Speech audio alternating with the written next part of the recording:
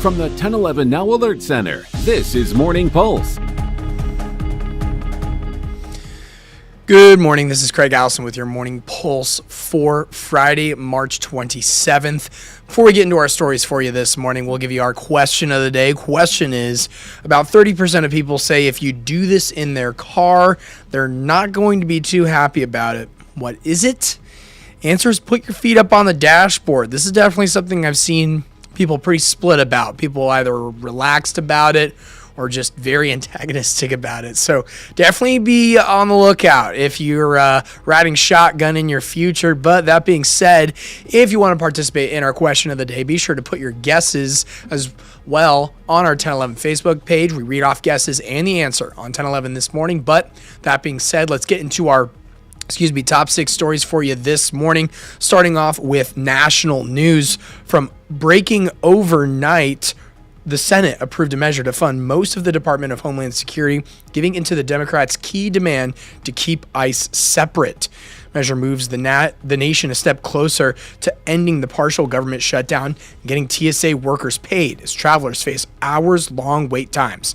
Comes hours after President Trump said he was directing his new Secretary of Homeland Security, Mark Wayne Mullen, to pay the thousands of TSA workers who have gone over a month without a check. They're set to miss another today. Democratic leaders questioned what took the president so long.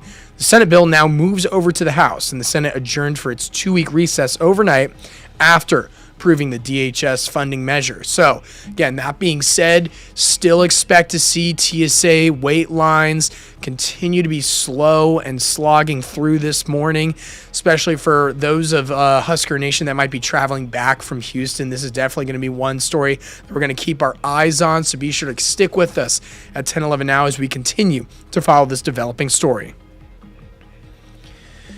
Your second story, unfortunately, we knew this was coming for us this morning with our news coverage. Our storybook season has ended in heartbreak. Just a really tough loss from last night. The Huskers are out of the tournament after dropping their Sweet 16 matchup to rival Iowa. This has been a historic season for the Nebraska men's basketball team, marking the team's first ever March Madness wins and a record number of wins in the regular season. Nebraska led 46-43 at halftime, looked very hopeful. All of Husker Nation very excited at half, but Iowa battled back in the second half, taking the lead late and closing on a strong run to seal the win. Price Sanford scored a game-high 25 points, but it wasn't enough as Iowa hit key shots down the stretch to punch its ticket to the Elite Eight. Huskers now end their best season in program history with a 28-7 final record.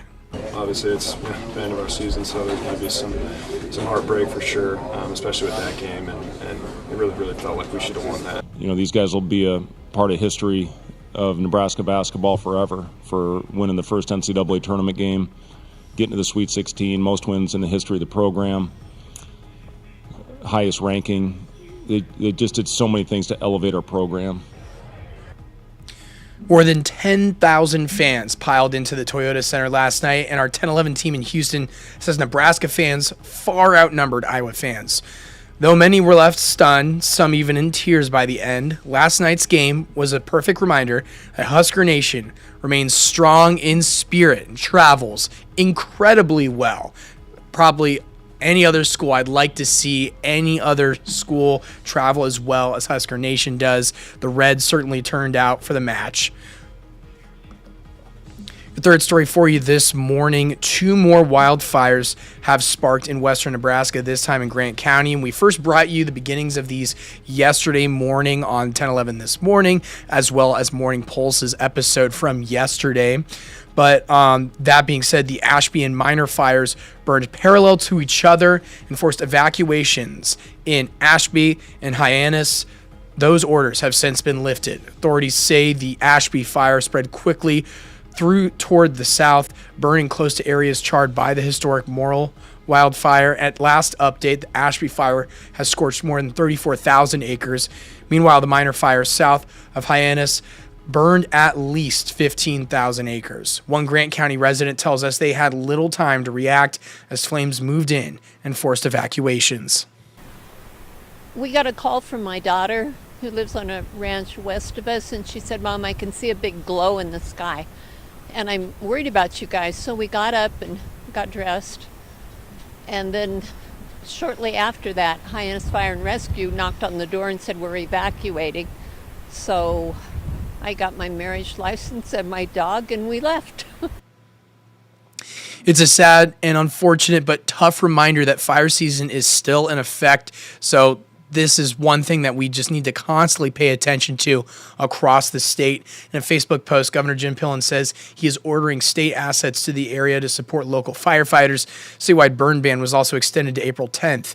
In a Facebook post, that being said, we're going to continue to follow this story as well. This is something that spread quite fast in the morning when we first found out about it. So again, just continue to listen to those alerts about burn bans, those extensions, and just what to do to keep yourself safe during this especially dry season. And while we can hope for rain, it's best to stay safe in these tough times. Your fourth story for you this morning and happening today, a former Norris School bus driver will learn her sentence after admitting to driving students while drunk. 68-year-old Betty Johnson pled no contest to misdemeanor DUI, reckless driving, and child abuse charges. Authorities say that she drove multiple bus routes with dozens of students before being stopped and later testing nearly three times the legal limit. She faces up to 1 year and 5 months behind bars, and her sentencing is at 10:30 a.m. this morning. So be sure to stick with us at 10:11 now as we follow that. Your fifth story, Matt Talbot spent last night's Nebraska basketball game fundraising for the homeless and others in need while hosting March Madness watch party. Their 20th annual Chef Showdown fundraiser, 4 chefs from around Lincoln competed to create the best dish. Those in attendance got to watch the game and vote on their favorite foods.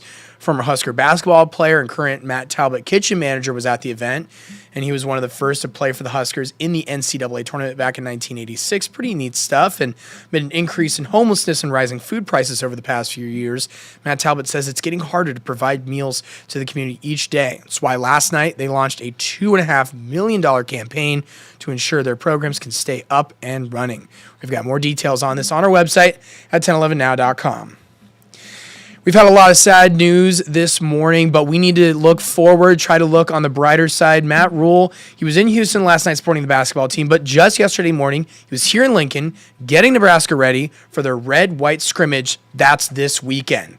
The attention hasn't been on the football team this spring, but in turn, this has actually helped them improve. The most important thing, is just the work, right? So I think I said a week or so ago, it's just it's been a quiet spring for us, and I think that's good. I think anytime as a football player, you're focused inward and, just kind of on the guy next to you lined up as opposed to everything else. Spring game kickoff is set for 11 a.m. tomorrow morning. Rule says it will be a traditional spring game format with quarters and 2 teams. Game will be broadcasted on the Big Ten Network. So let's turn our attention. Let's try to pick up ourselves this weekend, maybe support our other Huskers that are off and getting ready for a new season. That being said, that's going to do it for your Morning Pulse this Friday morning. And before we wrap things up, here's a look at your 7-day forecast. Going to be cooler and windy, but we'll have more with Jessica Blum right here.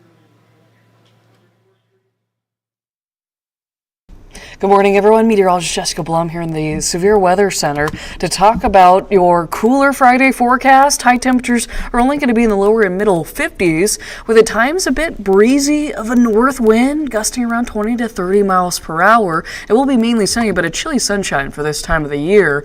There's your hour-by-hour wind forecast, with gusts again peaking maybe around 30 miles per hour for much of the late morning and afternoon time frame, which is going to prompt a red flag warning to be in effect for much of the afternoon evening this Friday in eastern Nebraska. But then more of the state, due to a south wind picking up tomorrow, will be under a fire weather watch that will likely turn into a red flag warning. We've just been so dry and we're almost seeing these daily fire weather warnings, and we're certainly going to see that in the next couple of days continue.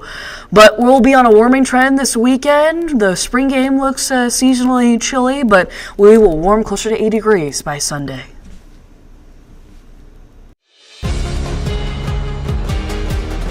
From the 1011 Now Alert Center, this is Morning Pulse.